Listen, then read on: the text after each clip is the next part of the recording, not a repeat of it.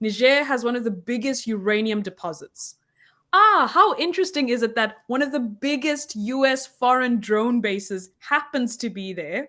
One. Two, that France has a strong military presence adjacent to this big uranium deposit. And then finally, that I think it's 1 in 3 French light bulbs, the light bulbs in France, 1 in 3 of them gets energy from that uranium deposit in Niger, in Africa. And let us contrast the reality of the fact that, as far as I know, most of the French population has access to electricity. I think they have 100% electricity 24 access rate. Last I was there, it was 24 hours a day, always coming out all of the time.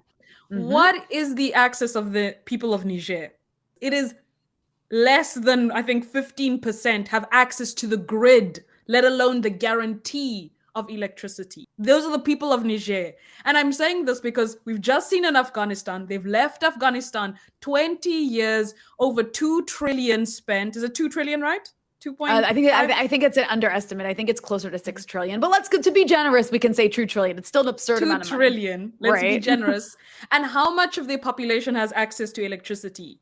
It's less than a third. I think it's closer to a quarter of the population. So in Niger, you have 80+% of the population don't have access to electricity.